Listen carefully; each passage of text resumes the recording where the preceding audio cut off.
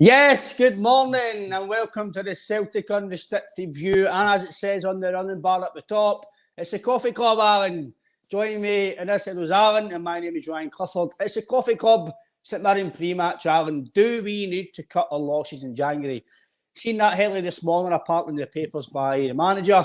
So I think that's obviously a good thing to get into as well. Myself, JP and Barry did speak about it last night as well, mate. So I think it's obviously for the weekend, mate. I think I'll get your thoughts on that first, mate. Obviously, I think my narrative was the bench was lacking a bit of quality, mate. But overall, hope you're well, mate. Good to have you on, mate, and hope you're well. As you know, a bit under the weather with a certain virus that's kicked about the last few years.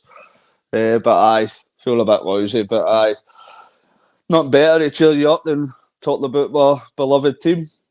So the weekend it was obviously disappointing. Very unusual for basically the majority of the players to have off days. That was my kind of view on it. Like, you'll get certain individuals that will have off days, but it just seemed like every player was the kind of at the standard I've been playing at recently. So it was rather disappointing, the performance with regards to that. Obviously, what you touched upon there, I think it's clear for everybody to see that we're lacking in kind of squad depth with quality. There's nobody like there's no many individuals that were on the bench that you were saying that could come on and massively impact the game. Saying that your favourite pal, James A. Forrest, seemed to be one of the better ones that come on. That's saying a lot. But I think, as we'll probably touch upon later, I think we need a bit of quality in. I think we've had enough of kind of the project players. I think it's time we need a few players that are actually going to impact the team and the squad in turn. I think it would be a good point to start. Would be obviously we did touch on it last night, but I do agree with you, Alan. That for me, that was probably the big consensus of the game. Obviously, the result wasn't great. I didn't think we were terrible. I think Hibs didn't really, for me, didn't really trouble us.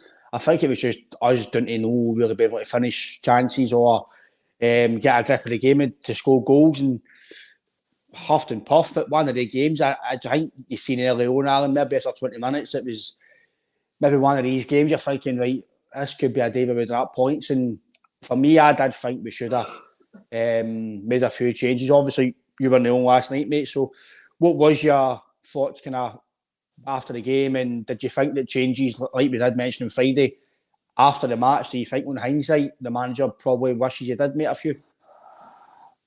It's a decent point, but I don't know so much, because most of the players that did come on off the bench that could have started, they get a wee bit of time to do it. Maybe they could have had more time to make an impact, but there was nothing on the bench that kind of shouted out, oh, these guys should be playing. These guys have earned the right to kind of contribute for the first 11.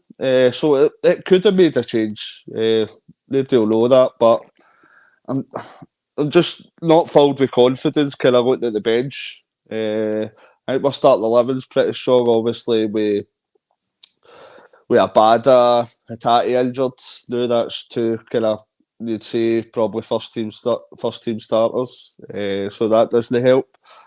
But I think January, as we'll touch upon, it's drastically needed that we get rid of some deadwood and bring in some players that are actually going to contribute to the squad in the first 11. It wasn't even the finishing, in my opinion, at the weekend. There was so many players, there was kind of misplaced passes. Just didn't look at it. It was a boring game as well. There wasn't much intensity. Wasn't very fluid. As I say, there was a number of players, Maida, Palmer, they were all kind of off the ball. There wasn't much creativity going on. And as I say, it was kind of frustrating. You've seen how many misplaced passes were going on. So I don't know if we mark it down to one of the days that it was just the majority of the team had an off day, or there's more involved with the amount of games that we've got going on, that we've not got the squad depth to back that up, to rotate properly. So it's just, I suppose we'll find out tomorrow night what the manager thinks of the squad depth, because you'd probably think after watching that game that there would be a few changes, but we'll just need to kind of wait and see what happens. Going to some of the comments, Alan. Good morning, Anne, Jem and Punge. Hi, Punge beat Anne this morning. So, Joe says, hi guys, great to talk about Celtic. Hi, Joe. Good comment for William O'Toole here, Alan. Hail. I thought the Hoops really picked up once the subs got on. They were rough around the edges to start with, but we got better.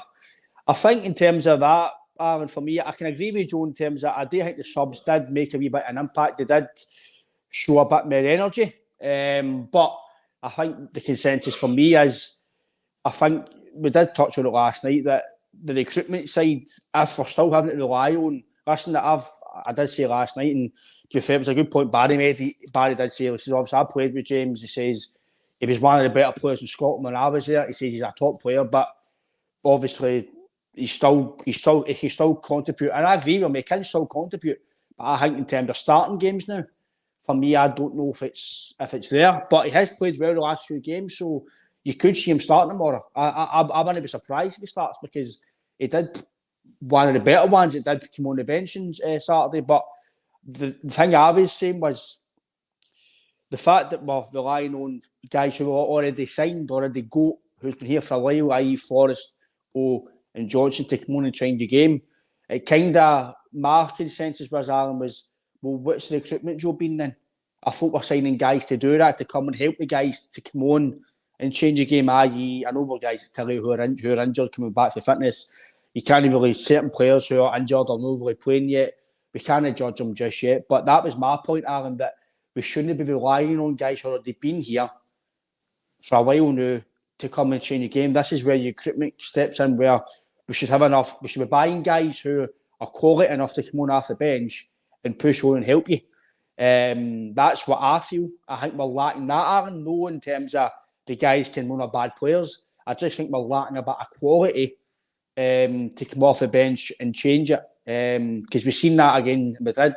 In my opinion, Big O, he didn't get on to come and change the game. I'm thinking, right, does the manager trust him? And that's what Barry and JP were saying last night. What was Barry was saying, actually? Does the manager maybe trust O yet to come and do that? Maybe no. But on Williams' comment, Alan, I can get what he's saying, because I think they did bring a bit more energy. But I think, for me, I think we do need to buy a bit more quality. Or, I know injuries, you can't allege it for injuries, right? I get that, right? So, but I just feel a bit more quality after the bench to help these guys, especially when you're nothing each or you're 1-0 down in a big game. I think that will help us instead of having to rely on guys who have been there and done it all the time. Aye. No, I get Williams' point there. They did have more energy, but they were kind of... Aye. To you, hello. I get his point, but they were kind of lacking that final product, that bit of quality. There. Aye, no, they were lacking that kind of that final product, that bit of cutting edge quality that can open a game up. I think I've been pretty strong on my opinion about the transfer window, maybe overly strong. But when you've got one or two players that are only contributing out of 9 or 10 signings, it can only show that it's been a failure in the transfer window. It's still black-white. There is Lurovsky that's injured at present, and I think he will play a massive part going forward.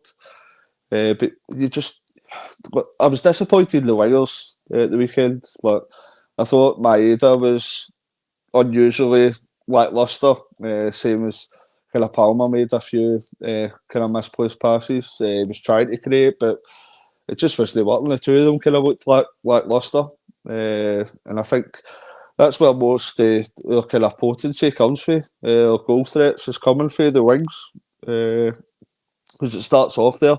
Maybe you've got kind of Matt O'Reilly that's and Hatate before that's been helping out with assists and goals, but the majority of play has been good in the wings. So when your two wingers are kind of off their game that much, it's going to be hard to find that cutting edge to open teams up. I don't want to overreact too much on the game. And more of the point is the bigger picture is the squad depth. I think that's something that needs remedied because there is obviously players that, like you mentioned there, that obviously Brendan does the fancy, and we need to put our trust in Brendan because he's the guy that's seen these players day in day out. He's seen what they can contribute. So if he's not putting his trust in certain individuals that can come on and impact games or can start games and impact them, then we need to trust in his opinion. But I've not seen enough of O to say that he's going to get anywhere near challenging Kyogo, and I think that's probably somewhere that we need to find. Maybe O come on to a game because he's still young, but I think in the short term we're going to need to find a backup for Kyogo that can come off the bench and make an impact. I'm not saying as good as Kyogo because I think he's going to be our number one striker, but there's got to be some middle ground between where O's lying at the minute and where Kyogo is. I know that a lot of Celtic fans are kind of going back to how Giakoumakis was. He was mostly coming off the bench, but he was in turn a guy like that was challenging Kyogo, so he was making Kyogo better as well. He was pushing Kyogo on more because he was putting in performances as well. So I think there's a few areas in January that we need to look at with regards to kind of squad depth and first 11. And as Brendan said in the interview yesterday, I think it's probably more about the quality and not about the quantity because I think we can all agree that there's been probably too many project signings at the minute, and that's shown kind of at the weekends with the quality of the bench we had and the substitutions because we're resorting back to players that were already there and probably players that we thought in the summer that we could improve on and have a better standard of player that's going to come on to contribute. Aye, obviously a lot of people keep going back to the Giakoumakis thing and stuff like that, but I did say last night and I do feel that Celtic have always had two good strikers at a time. They've always had somebody challenging the other strikers. Like I said last night, you had Griffiths, you had Edward, you had Mbele, you had Hooper, Stokes, you've had Edward and Griffiths when he was fully fit. Even I know he didn't score a lot of goals, but we had Robbie Keane and you had Fortuny. You'd always had somebody backing up who could come in and maybe no do the job as good as that other guy, but they were able to come in and do a job. For me, Giakoumakis was did he say job with Kyogo? He was scoring goals every time he played. So just about every time he went through a spell where every time he was touching a ball, he was scoring. I think he went through a stage of 2 touches, it was a goal. It was, for me, that's the sort of striker we need to challenge Kyogo. And I get the fact that people are saying, well, if you buy somebody with the same calibre or close to the same calibre, but you're buying 2 strikers for one position, well, that's down to that guy to come in and take his slot, and it's down to that guy, Kyogo, to keep his slot. I don't get I don't get the thing where you can't buy another guy to challenge him because he might not be, you can't spend £5 or £6 million on a second striker. How can you know? I don't get I get the reason why people are saying you can't, because if he's going to be playing, you're going to get big wages, he's not going to be playing. Well, that's down to that guy to come in and make that jersey his. That's down to him, that's down to the manager. You're signing him to come in and help you to progress. And it's down to him to come in and challenge. And for me, I'm not saying O's a bad player. I'm not saying he's not going to hit the heights in a few years' time. But right now, I can't see him being the guy that's going to come in and score 15 goals a season. This is what I think we're lacking. But he's not getting game time. So you're thinking, right, so we can't judge him fully. But when do you stop judging somebody? Is it after they played 5 or 6 games or so? But on the on the consensus, Alan, of cutting losses in January? Do you think there'll be certain players that might get loan, certain players who might get released? Maybe McCarthy again. I don't know what's happening with him. He's just been absolutely bombed out. He was in the team 40. We don't know what's happened. Is he training with the youths? Is he training himself? We don't know what's happening there. Kwon, will he get on loan? Bernabei, will he go on loan? Siegrist, will he be away? So I think I agree with Alan. We've got a lot of squad players, but I think we need to cut some losses and bring in maybe a few quality players to come in and back up the squad and help these guys between January and the summer. I know, you're spot on. Just touching upon what you says about the kind of backup striker. What's he saying now? All right. I don't necessarily like to speak about the club across the water. But we're looking at we've paid the money for Kyogo, but we've got what was it, 2 million for Rowe.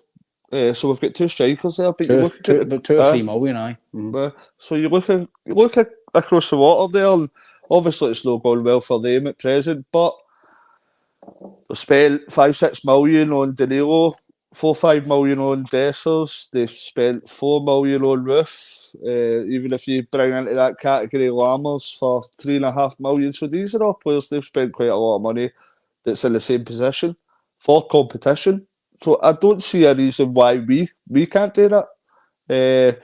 We should be, as you say, it's only going to push on Kyogo if we bring in somebody of similar quality.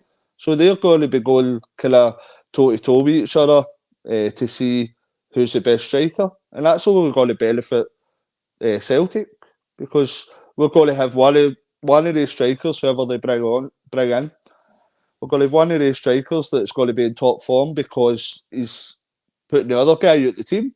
So it can only be productive for us. But what you were saying with the kind of players going out, I can see a lot of players going out in January. Because even you look at the European squad, there's players that's missed out. Showing how kind of bloated the squad is at present. And it's no kind of bloated with top quality, it's bloated with players that are only getting a sniff, players that are only getting anywhere near. You've mentioned kind of James McCarthy. What at Bernabei, obviously Disney fancy Bernabei. I think we've touched on that a few times. You're looking at Kwon, McCarthy. I'd even look at Siegrist. Look, there's. I know we're no Scott Bain's biggest fan, but we all thought that Siegrist would have come in and kind of challenged Joe Hart, because he was a really good keeper at the D United. But there is too many of these players. There might be 8 to 10 players that only getting a sniff on the anywhere near kind of squad, and that's wages in turn as well. So if we can offload a number of these players, it gives us the kind of finances to invest in maybe 2 or 3 players that I'd be looking for in January to come in. Just 2 or 3 quality players. I think we've got plenty of quantity. So I think there is kind of a massive amount of players there that we need to show the door. Because, as I said to you just before we started the podcast, we're now going into November tomorrow. So if these players haven't kind of shown that at Glasgow Celtic by the November, then there's obviously issues there. I'm hoping that Tellio can get to fitness and can show us that he is a decent player, but I'm a bit sceptical at present because of how long it's been. And he was training when Carter Vickers was training as well. And obviously we spoke about that he's not a pre-season Tellio. So I'm more hopeful with regards to Tellio. But there's too many players there that just aren't getting anywhere near the squad. So there is a lot of players that have to go out, whether that's a loan, whether that's been released or whether that's been sold in January. But I think there'll be more outgoings than incomings for Celtic definitely in January.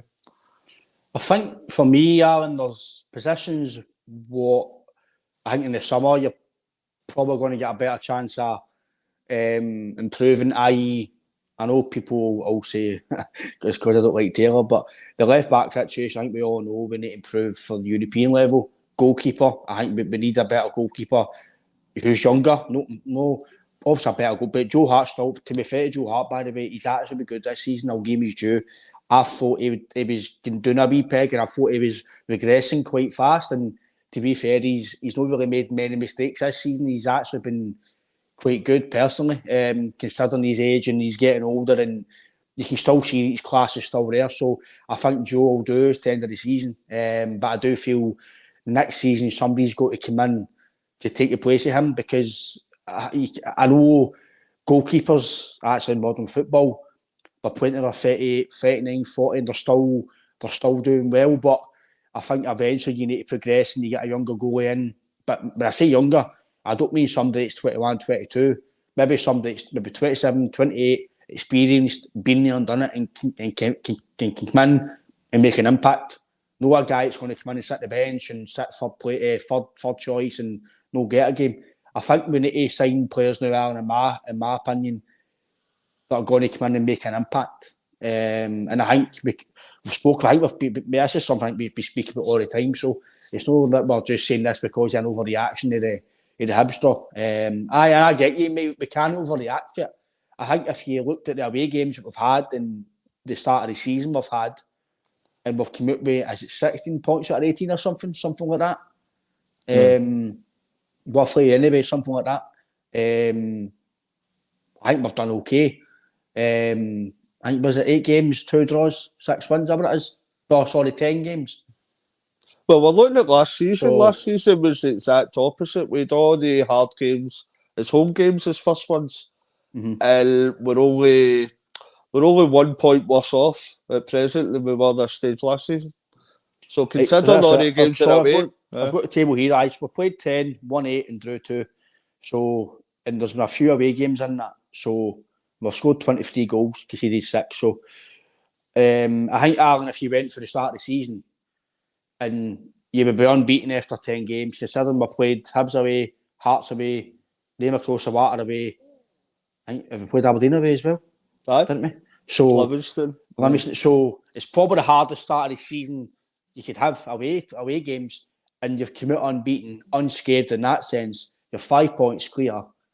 I think you would say, in terms of that, we're in a good place. You'd be happy if you said at the start of the season, extra 10 games, you would top of the league.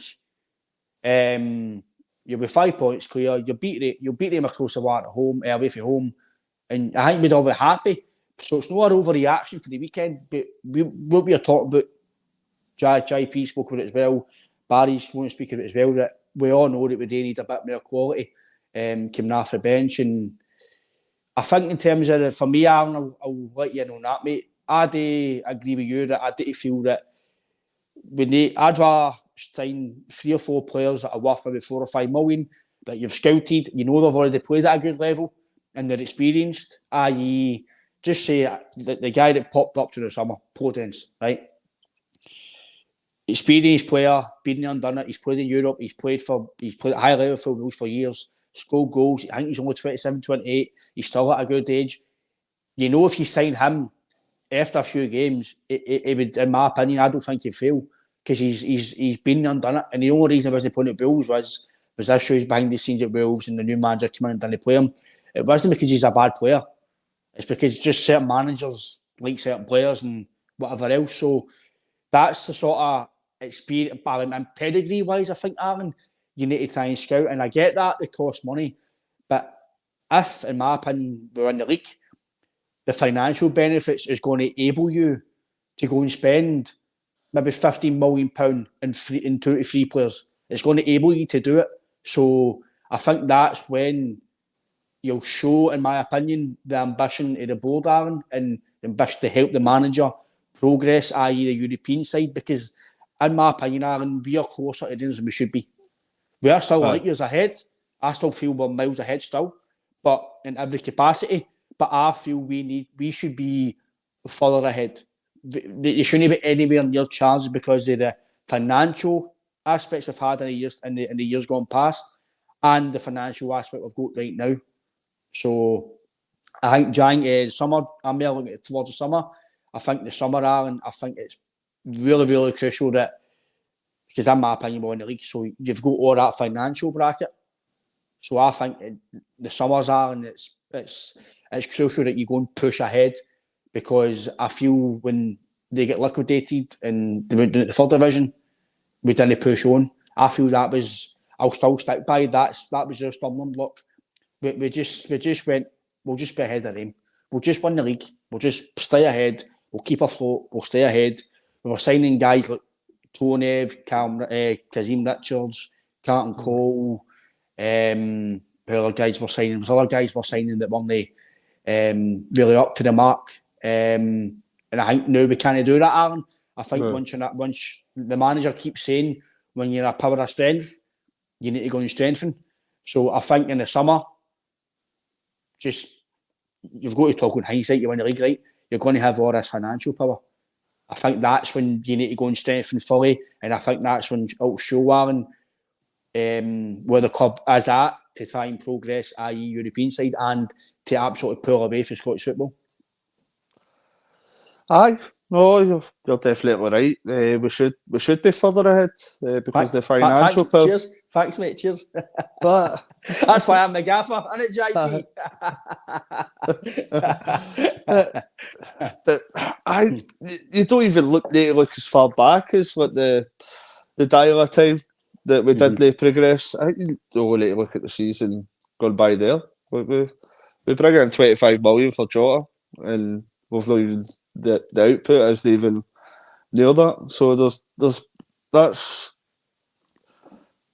the investment there, and the player. I think I've mentioned a lot of times. Feels as if I repeat myself a lot, but the amount of money we're spending on players, it seems to have decreased.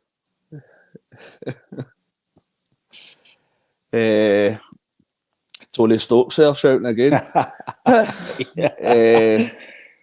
But the level of investment in individual players has went for the kind of 9 million, 7 million mark. That's now our maximum spend seems to be 3 or 4 million.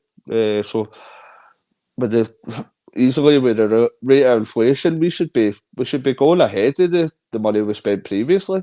But that just doesn't seem to be the case. So I think you're right with what you're saying, that the board are probably saying we're ahead of them, we're going to win the league, but we should be showing more ambition than that. There is players out there like the money we've spent in Jota. You've seen kind of in recent times how much money that can provide in sales with the transfer model.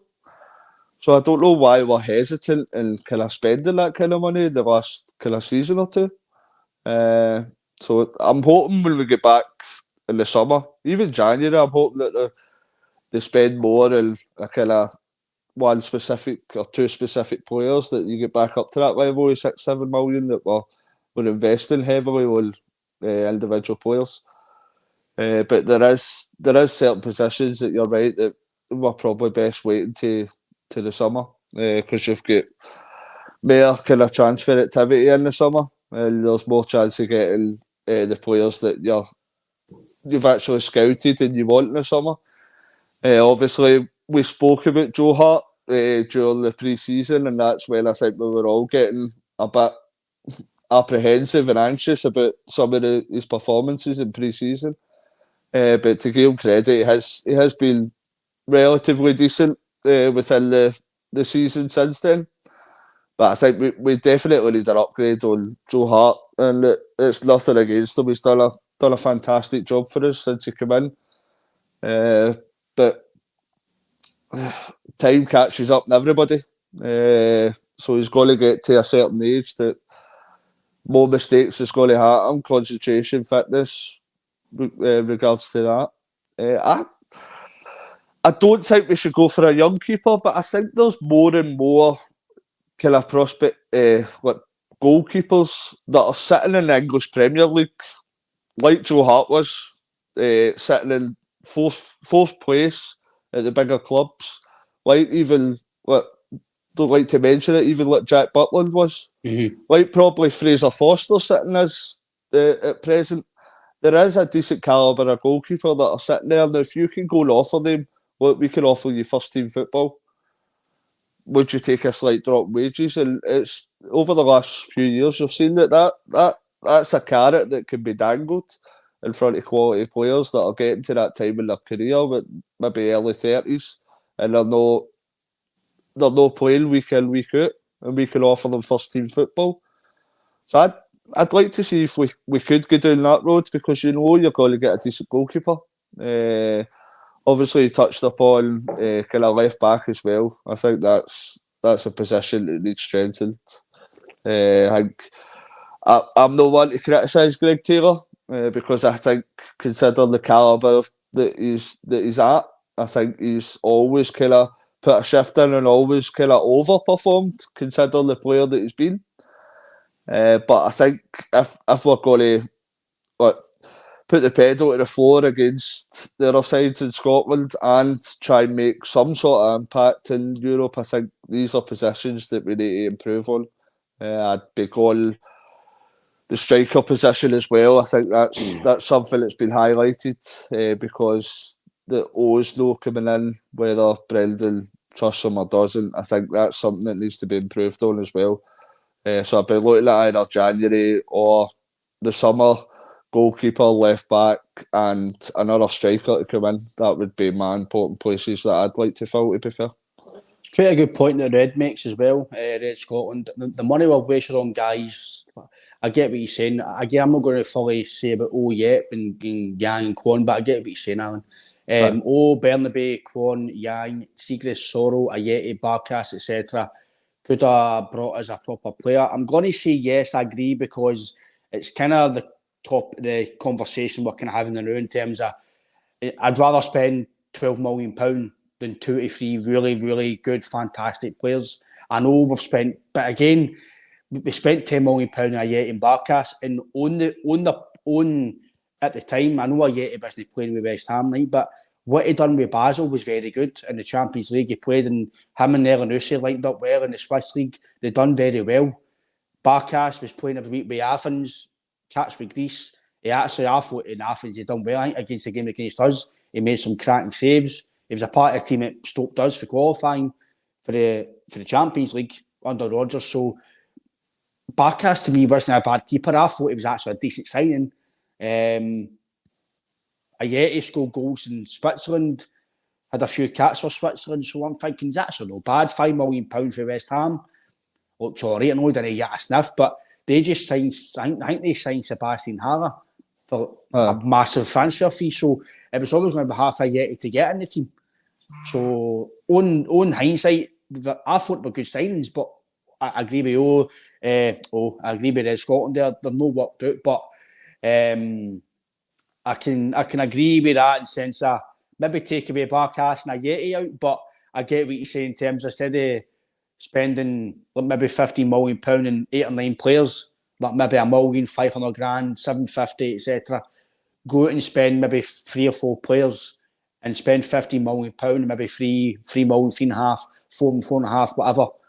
And they're going to be guys that you know that have came for a club that's going to be and make an impact. That's what I feel. I think he's right, Alan. There's a few comments in the YouTube, Alan, about guys that can maybe come in and replace I think they're maybe trying to look at the Scottish teams.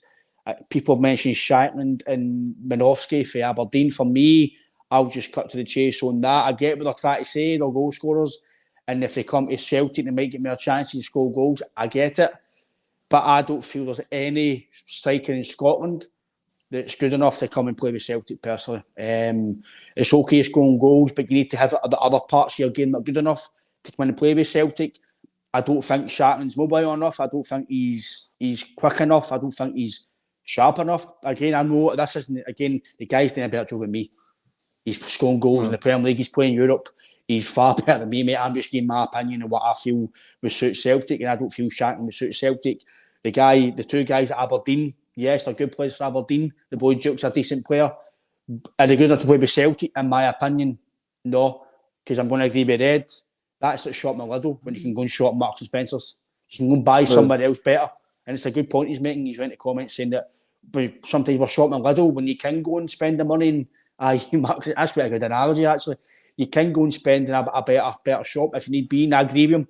I do feel that we shouldn't. I get that years ago we bought Scott McDonald and we bought like Griffiths and stuff, but I think I get that, right? But I think football, in my opinion, and we as a club, I think we've moved on now. I think we need to start buying guys who are going to come in and they're fully experienced now. I don't think it's going to wash with the supporters now, Alan, that if we go and spend... Because see if you do go and spend money in like Duke or Minovsky or Shatton, we're going to maybe £2, £3, £4 million. We're not going to be... I don't know if Shatton's got a contract somewhere, I don't know if he is, but you're going to need to spend money. And is it going to wash with the fans spending £4 million on a guy for Scotland, or maybe spending £5 or £6 million for an experienced league who's been there and done it, then you know is going to make an impact? Shatton probably could come and score goals in Scotland, Darren. But the European level, Minovsky, European, I know he's done okay with Aberdeen in the Conference League, but I don't want to explain too much because my consensus, in my opinion, is, Alan, these guys are not going to wash for me personally. I don't think they're good enough to come in and challenge Kyogo. I don't even think they're maybe good enough to challenge O. There you go. I know O's no scored. Well, he scored some goals for us, but he's playing with career all the time. He's always in their squad. He's been called up to career, so he must have some ability. Clinton must think he's got some ability to call him up because career's actually getting to they're coming up in the ranks. So personally, Aaron, I think we need to look better than that. I get what they're saying, they're goal scorers and they can score goals in Scotland, but I think if we want to progress, Alan, as a club, European level, I don't even think we should be anywhere near the sort of players, personally. No, I don't think there's anybody at this point that stands out in Scottish football that you would go, I will take a punt on him. And you're right what you're saying. Clubs like Hearts and Aberdeen, they're going to be looking at the $4 million mark for these players because they're getting offers like that for the Championship down south. You look where Kevin Nisbet went. He had 6 months left in his deal and he went for like £2 million. I'm sure it was something like that. But we should be looking better than these players.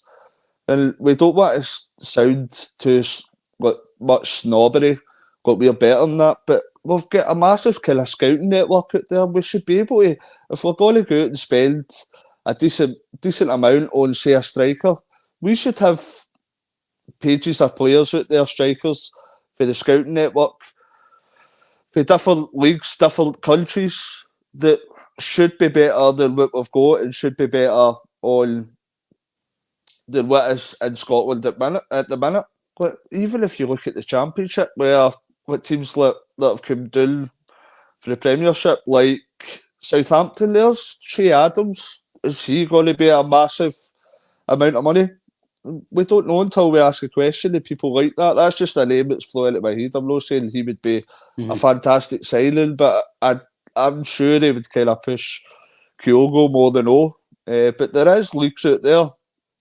There must be players that if we went out and spent £6-7 million on a striker or left back, they must be able to kind of contribute better than what is at present. But I think the scouts have kind of went along the line, say we signed Maida, Kyogo, Hatate, and the thoughts that most of the players that they think's decent in Japan or Korea are going to work. But we've seen for the last few that's come in, they've been kind of, to this point, very disappointing. Apart from the first few that they've brought in. Well, we all know a guy who keeps saying disappointing, don't we? Aye. Captain Marvel, other side of the city. Captain Marvel. Superman Tavern. Aye. Very disappointing. I'm disappointed. Go on, Tab. Say the line. I'm disappointed, I know. Say the line, Tab. I'm very disappointed. Very disappointed. Go do it again. I'm disappointed. I'm very disappointed. It's all right, Dr. Evil's managing in there. Right, so... Skeletor. But I've lost where I was talking about now. But we should be. See the 1 million, 1.5 million players we keep bringing in. We can't keep going down that road. It's shown now the last couple of years that most of them are failing. Before, the last ones are Hatate and Matt O'Reilly that's come in for that kind of money. And that's a couple of years ago now. And obviously they're massive successes, but you're not going to get the majority of these guys are spending that kind of money on. They're not going to come in and perform. They're not going to be to that level. And that's the definition of insanity, is to keep doing the same thing and expect a different outcome. And it's obviously no button when you look at the last 3 transfer windows. The only, as I've said before, the only kind of positive, well, in the starting 11 there, it's probably been Alistair Johnston that stayed in the starting 11 for a long time. There's not been very many highlights apart from that. Obviously, we've had Palmer coming in this year. And Narovsky, but apart from that, you're struggling to think of who's come in that's made a place in the starting 11 his own. So I think we need to push the boat out, get a bit of quality in, and just make sure that we are levels and levels ahead of everything in Scotland, and hopefully have the ambition to go forward in European competitions. But I would agree with you, get back to the point. I don't think the strikers in Scotland are the level, especially the value level, because they're going to be looking for a king's ransom for the players that they've got. So I don't think they're worthwhile. We've probably missed out in a few in years gone by when you look at kind of Josh Doyle, Garen Hickey, even possibly Lewis Ferguson and how well he's doing at present. But I don't see that level of player in Scotland at present. I don't see that shining light in Scotland, something that stands out a mile away. There might be something that comes up the next year or two, and hopefully we could take advantage of that. But personally, I don't see any players in Scotland that are standing out above our level. So, No, I can probably agree with you, Alan. Like you say, I think when we're talking about a few years ago, like when Celtic get Scott Brown, Kevin Thompson, they try to get Stephen Fletcher, them across the water, they get Kevin Thompson, sorry. But we get Scott Brown and we try to get Fletcher and Scott McDonald back in the days and guys like that, Griffiths. But I think that they were better than these guys. Especially Scott Brown and even Kevin Thompson for him. I know he played with him, but Kevin Thompson was a good player. I thought he was a hardy. John McGinn as well. John McGinn as well. But again, but at the time with John McGinn, and I'll still stick by it. I still feel at the time, on hindsight, we can say about McGinn. I'm agreeing with you. We've maybe missed it on him on hindsight, but I think at the time when you had McGregor, you had Armstrong, and you Brown, I don't think John McGinn was getting in front of the referee at the time. At that point in time, he might have come in and played, yes, but I don't feel, as your strongest 11, I don't think John McGinn was going to head the referee. And I think a lot of Celtic fans would have probably said the same. Because Stuart Armstrong was flying, Scott Brown was playing some of the best football of his career, and McGregor was starting to really motor. So I don't think, I can get why now we're saying McGinn. I totally agree with you. He'd have been a belter. But we can only talk on as fans at the present moment. We could sign Shanklin and it could be amazing. But right now, at present time, I don't think any of them could come in and do the job. And I'll stick by that. In 6 months' time, if it happens, then I'll say, well, I was wrong. I was wrong, sorry. But you can only judge on what you're seeing. So my last wee name that's been thrown in, mate, and then we'll get to tomorrow's game. I think it was Claire. She mentioned, she says Boyce, I'm guessing Liam Boyce. For me, Claire, I get what you're saying as well. Liam Boyce is a good player for Hearts. I do feel that these players are good for their teams at that level at the moment. I don't feel they're good enough for Celtic. Again, Liam Boyce actually was doing really well for who is it he played with actually? Ross County. and then he went to Burton Albion. I think he got a bad injury, and I don't know if he's been the same since. But they guys are good players for that level, I feel. Don't really feel Alan, but I think I don't know what you feel. You've just said it there that I don't think we should go for anybody in Scotland. So I think that kind of covers that point. So, but on tomorrow, Anne says, do you think that Bernardo will play? I think he probably should still play. I think he's done well, Aaron. I think there will be a few changes in the game, but I don't think there should be drastic changes, maybe 2 or 3. And maybe give a game to freshen up, maybe give him 60 minutes or so, see how the game is. I think Ralston might play. I know Johnson's fit. I think the manager says Holmes fit. But I'd maybe play Ralston to give Johnson a bit of rest, play him on Saturday. You know what you're going to get with Ralston. He's not going to deteriorate the team. You know he's going to be okay at Celtic Park against St Mirren. So again, they're in form, I get that, but we should be okay with Ralston right back. So Hatati's obviously missing, so will Awata come in and play? Will they play home at the cold? Will they play Tumble? I think maybe they went with Palma. Again, these guys might need a bit of freshen, Alan. So what's your thoughts on the game tomorrow? Do you think there'll be a few changes, or in fact, do you think they need changes after the performance, or do you think they might just keep the same 11 to try and maybe rectify the game at the weekend?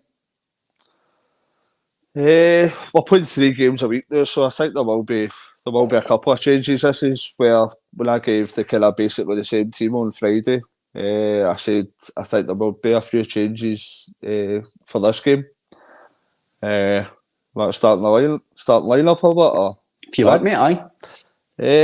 I think it'll be strange to see. I think there will be 2 or 3 changes. I think it'll be hard. I still think Johnston will play. I think it'll be Carter Vickers and Phillips. He'll give Liam Scales a rest. I think Taylor. I think the middle of the park, I don't think Bernardo will play. I think that's 2 games basically he's played. And he basically came in for the cold. He didn't have much game time before that. So I think he might rest Bernardo. I think it'll be a lot of sitting, and he might push McGregor up one with O'Reilly. I think Forrest will start, and I think Brendan's shown that he likes Maeda, so I think it'll be Forrest, Maeda, and Kyogo. I can see your point on maybe making change at the back. I'm probably agreeing with you, Alan, but I think he might give Vickers a break. I actually said to JP in the phone this morning, I don't know if you feel the same, mate. I feel the way Liam Scales is playing, I feel if you do drop him or you do rest him or whatever, I don't know if that will knock him. See, because he's playing so well and he's not used to playing at this level consistently, I think if you then no play him, will that stop his momentum? Will it stop his run of form? And maybe he might get back into his, all right, okay, I don't know how you feel. I'm just thinking that if he's playing that well, I think if you then no play him, will his level drop? I don't know. I'm just trying to put a question to that. We're playing Wednesday, Saturday, Tuesday now, so I think there has to be a bit of rotation because they're playing, that's 3 games in 6 days, basically. So I think there will be a bit of rotation. It's just who's more lethargic than others. So it's a guessing game for us guys. But Brendan will be seeing these guys training. So he'll know what kind of energy levels these guys are sitting at. But I think there'll be more changes for the Morris game than there will be kind of for the games on Saturday and Tuesday. Because obviously you feel slightly more comfortable at home. You feel slightly more comfortable that you can make some changes at home without there being any negative rebound for that. But we can still pick up the 3 points comfortably, hopefully. So I see a couple of changes, but we'll just need to kind of wait till tomorrow and see, because there is that kind of the energy levels that you'd need to respect and what players are fitter than the others. That's how my thoughts on Bernardo. I don't think Bernardo's done a great deal wrong. I thought he was great against Atletico Madrid. But he basically came in out the cold. He was getting 10 minutes here, 5 minutes there. He wasn't getting a great deal of game time. So he's just come in and and basically the 95% of the Atletico Madrid game, and then a lot of the game on at the weekend there. So I don't know where you feel, apart from the defence, where we would make changes for the game, but I could see Forrest starting. I think that's after seeing his performance, I could see that. I wouldn't be surprised if you've seen Forrest starting tomorrow. No, I think I'm going to agree with you, Alan. I think Palmer needs a wee rest. I didn't think he played great at the weekend, to be honest with you. I think that's one of his worst off performances. Again, is it fatigue? Is it because he's not used to playing? I don't know. But I'm probably going to agree with you in a few changes, mate. Again, I think the goal will stay the same. I think Ralph's not at the back.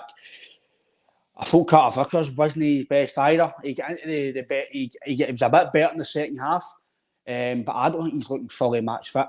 Personally, I could be totally wrong. I could be seeing different things. I could be Stevie Wonder. I don't know, but I do feel maybe Vickers give him a wee rest. He's played a lot of games considering he's just come back. So if that's playing Phillips or Ginerovski a bit of game time at home, then so be it. Lagerbielke again, he could come back in. So you've got options at the back to freshen it. So I don't think there's any excuse, Alan, not to give some of these guys game time to freshen up, because you've got the strength there to do that. You've spent £4.5 and £3.5 million and nearly £8 million roughly in two centre backs. So I think maybe they're due a bit of game time, especially Nerovsky, to come back in and get a bit of game time. So I can maybe see that at the back, Alan. So I think I'm going to say either Phillips, Nerovsky or Lagerbielke come in and play with Scales. I think Phillips might deserve a wee break. No, Phillips, sorry. Vickers. I think we'll play with Scales. I don't think we can drop him or rest him now. I feel if we do, it might be a detriment to his momentum. I could be wrong, but I just feel that the level he's playing at, I think he's got to keep playing like that. I don't think Scales is go. Again, it's maybe questioned how well he's playing, but I don't feel he's got the ability to some other guys. If he does drop a level, I think Vickers has got other parts of his game where if he drops his level, he can still play at the level, if that makes sense. Again, I think longer term if Scales keeps doing it, then I'll retract that. I'll say, right, maybe he has got the ability now. But I think he's got to do it for longevity more than just 4 or 5 games. I think it's going to be a 15-game slot where he's playing. I'm like, do you know what, right? He's actually going to be a mainstay here now. Then I'll retract that. So I think Taylor will play. I don't think Bernabei's going to get a sniff, but it seems it. I don't think, could be wrong, but I don't think Bernabei's in with the manager's plan with the looks at it. The middle, I think the middles are who he's going to play for Hatate. I think McGregor will play. I think O'Reilly will play. Will it be Awata? Turnbull? Will Home come in? So I'm probably going to go with Awata. I think you might play Awata. Because he's done well against Hearts, and then against obviously Hibs, I don't think he came off the bench actually. So I can't. Again, my mind's blank. I don't think he did. Can't remember. I don't think he did. So again, I can go with your Forest. I can see that angle, Alan. I can see the angle big time. He started to play well the last few weeks off the bench, so maybe deserves a shot. I think O deserves a start. I think he deserves a start to. He deserves a start to prove his chance. I think at Celtic Park, that's a way to do it against St Mirren. Again, it's not disrespect St Mirren, they are playing very well, and I think the will give a tough game. I think they'll try and counter-attack us. I think that's the way most teams will play here, Alan, either on form or off form.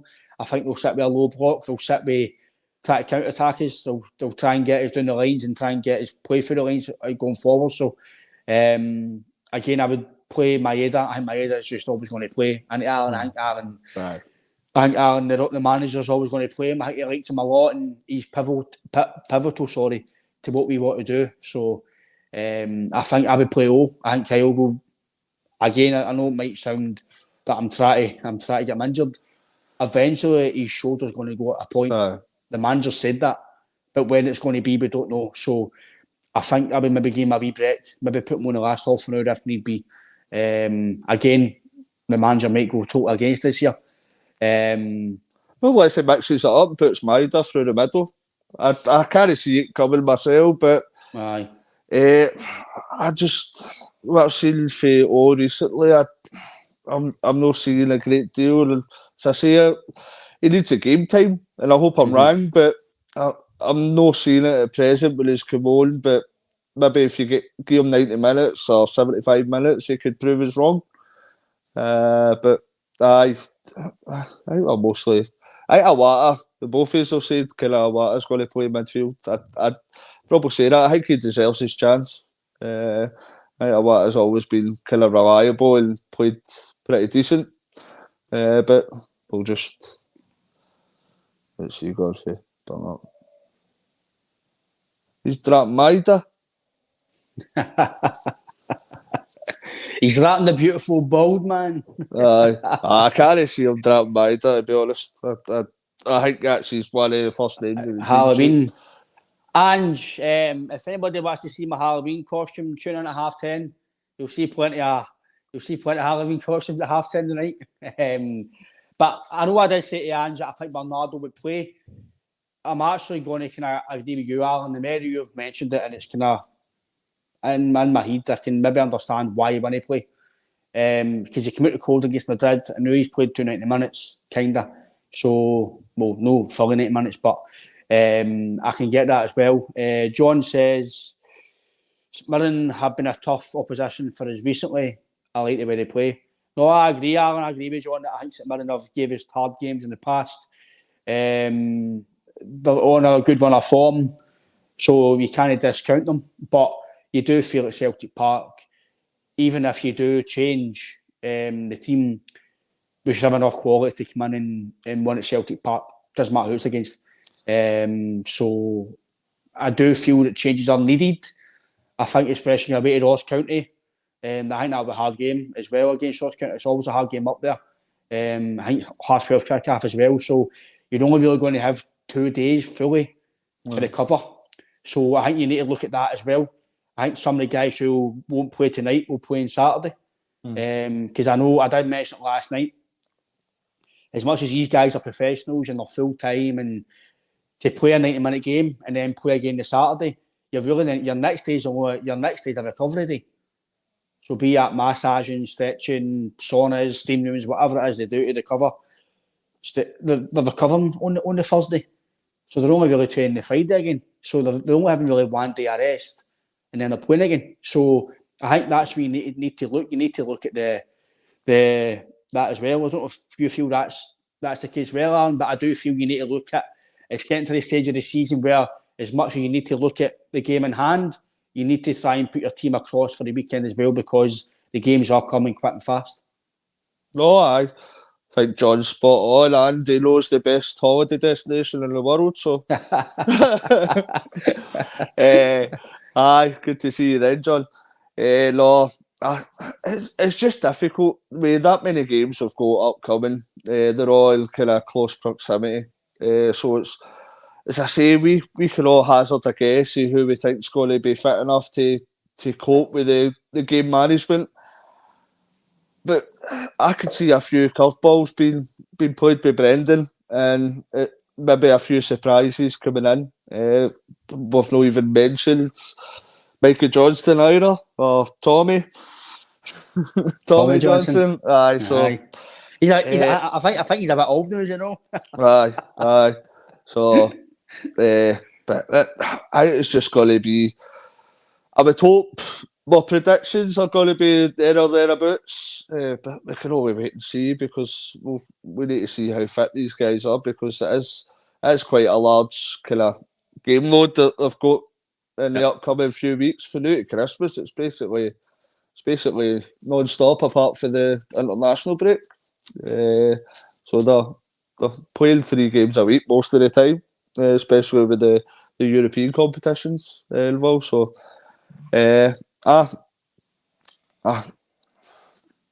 hopefully we'll have enough no matter what the team tomorrow. I would hope so. I would think so as well, no matter what starting 11 he puts out. So, onwards and upwards. On to the weekend for another hard game, and then Tuesday, hoping for the best, but it could be a hide behind the couch night. I agree with Mickey, Mick there, that I did say that, I think we did speak about that at the start. Modern day expectations are unrealistic. I thought for the position we find ourselves in at the moment, I'm thinking that's about the league. Before the season started, but I took it. I agree with you, Mick. I totally agree with you. That considering the away games we've played and the start we've had, and we've went to Ibrox and won, I think if you said after 10 games, if you won 11 and drew 2 and you were 5 points clear, I think Aaron would have all took it. So I think that's a really good point for you, Mick. And also the last bit of the podcast, if you do watch the podcast, you will all know now that the podcast is now sponsored by AB Entertainment. AB Entertainment is what it does say on the logo there, is an entertainment business, and it is run by a good man, Mr. Alex Beveridge.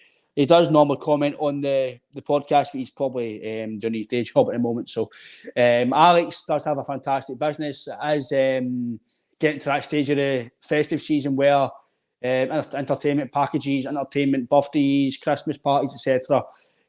Are quite common. So if you do and are wanting a package for entertainment, look no further than Mr. Alex Beveridge. He is available to contact on social media, i.e. TikTok, Instagram, Facebook, and that's his WhatsApp number at 07845 746 092. 07845 746 092. And again, that is a fantastic business that Alex has got. It does make people's nights, and it's a very, very reliable company that Alex has got. If you do want to contact him and it's not on the WhatsApp, you can contact us personally through the community section and on the Celtic Unrestricted View socials as well. And if you do mention that you have seen his company on the Facebook channel or the YouTube or anything at all on our socials, I'm sure Alex will sort you out as well on that as well. Like I says, Aaron, predictions for tomorrow for the game, and we can end the coffee club at that. 3-0. We're going big and bold. 3-0. I'm going to go 7-0. I'm kidding on. I'll say I'm going to go 2-0. I think it'll be stuffy. I think the first half will be stuffy. I think Simon will try and kind of pin us in with the low block and try and counter-attack us. So I do feel that the first half might be a bit stuffy and a bit maybe leggy to kind of start us off. But I think as we progress, I do feel that we will kind of get our hands on the game, and I do feel that we'll take the game into our hands. So I'm going to say 2-0, mate, and a victory. So I think it's vital, Alan, that we don't slip up and drop points, because I think it's come to the stage of the season now where we need to keep taps it, because we don't want to give him any rope at all. That was a wee bit of rope at the weekend there, so we don't want to give any merit, because if you keep doing that, and then we're going to go, right, here, what's happening here? So I think it's 60,000, probably a wee bit of nippy night, cold Halloween night at Celtic Park. So hopefully there's not a few goals kicking about. Maybe there's St Mirren players, hopefully. But all in all, Anne, brilliant to have you on again, mate, for the coffee club.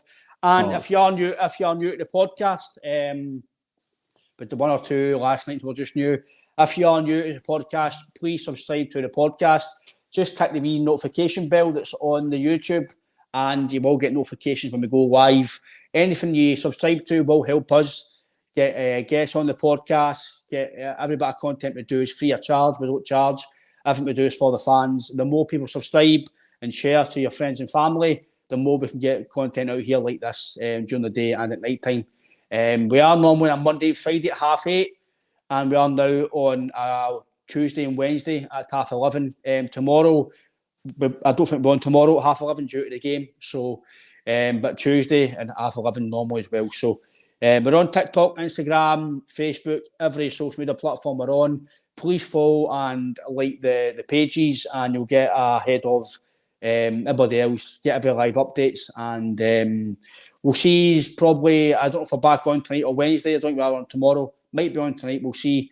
But we are on Thursday. But we'll keep you updated on the once we go through our busy schedules. We'll go for it. But again, thanks for all the comments. I'm sorry I couldn't get through them all. There's been quite a lot this morning actually. So everybody take care. Hope you have a good Halloween, and take care.